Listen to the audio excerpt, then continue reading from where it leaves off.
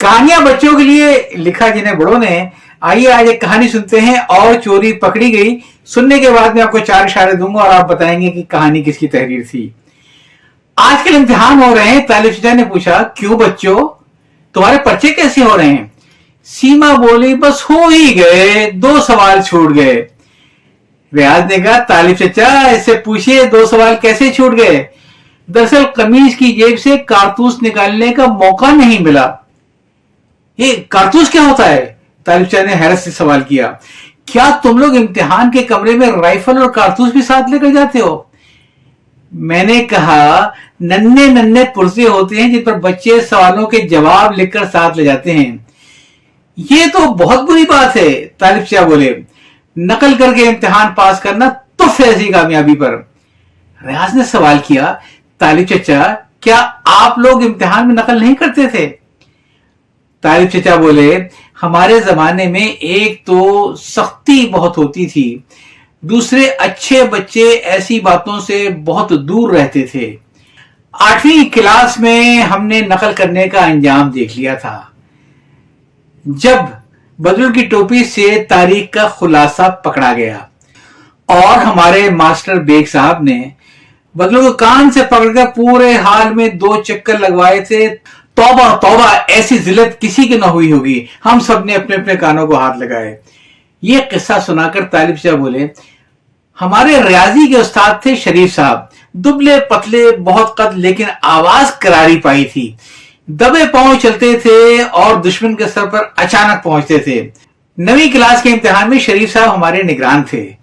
पर्चे तकसीम करने के बाद उन्होंने अपने थैले में से उस रोज का अखबार निकाला और ऊंची कुर्सी पर आराम से पांव फैलाकर बैठते हुए बोले, मेरे नन्हे दोस्तों, अपना अपना काम करो। इधर उधर देखने और खुसर फुसर करने और नकल करने की कोशिश हरगिज न करना, वरना इसकी सख्त सजा है। अब मैं तुम पर एतबार करता हूं और तुम्हारी कामयाबी के लिए दुआ करता हूं। यह कहकर शरीफ साहब ने अखबार के वरक खोले और आराम से पढ़ने लगे। जरा देर बाद हमने देखा कि पूरा अखबार उनके मुंह पर फैला हुआ था। वो अखबार देखते देखते शायद ऊँग गए थे या वाकई सो रहे थे। लड़कों ने जब देखा कि मैदान साफ है तो पहले आपस में इशारे शुरू हुए, फिर लड़कों ने जेब से पुर्जे निकाले, 1-2 ने तो आपस में नोट्स का तबादला भी किया। अचानक अखबार उड़कर जमीन पर जा गिरा और शरीफ साहब चीते की तरह अंगड़ाई लेकर खड़े हो गए। उन्होंने वहीं से ललकारा, सब देख रहा हूं। फिर उन्होंने एक एक का नाम लेकर आवाज दी, खड़े हो जाओ, इधर आओ, बाहर निकलो। मालूम हुआ शरीफ साहब ने, जो अपने नाम से ज्यादा शरीफ थे, उस रोज अखबार में बहुत सारे सुराख बना लिए थे, जिनसे वो सारे हाल का मंजर आंखें खोले देख रहे थे। हम ये समझ रहे थे कि उन्होंने अखबार मुंह पर फैला रखा है तो यकीनन सो रहे होंगे। उन्होंने सभी की चोरियां पकड़ ली और सजाएं भी दिलवाई। लेकिन इससे ज्यादा खतरनाक वाकया बोर्ड के इम्तिहान में पेश आया। हमारा एक दोस्त था, बहुत मोटा था और इसलिए शाबू मोटा कहलाता था। लड़के उससे डरते थे। मुझे कहने लगा, मेरी तुम्हारी सीटें साथ साथ है, इसलिए मेरी मदद जरूर करना। मैंने साफ इनकार कर दिया। बदरुल बोला, कोई हर्ज नहीं, मैं तुम्हारी मदद करूंगा। उस दिन उर्दू का पर्चा था।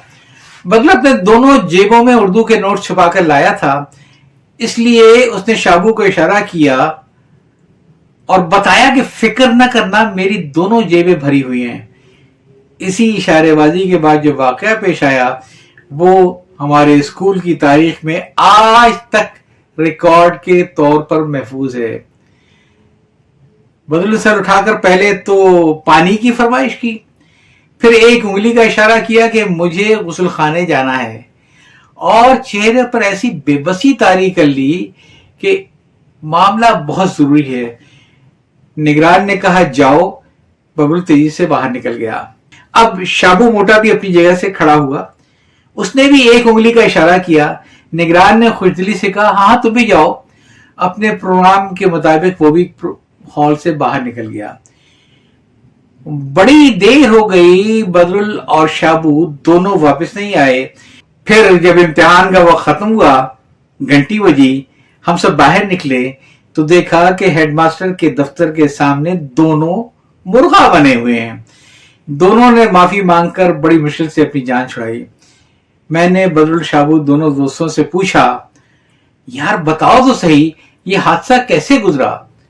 बदरुल बोला, गुसलखाने में दाखिल होने के बाद मैंने कागज के पुर्जे जेब से निकाले, साथ वाले गुसलखाने से शाबू के खांसने का इंतजार करने लगा। मैंने उसे इम्तिहान हाल से बाहर निकलते हुए देख लिया था। सारी स्कीम पहले से तयशुदा थी। लेकिन शाबू ने कहा, अब तुम मेरी भी सुनो।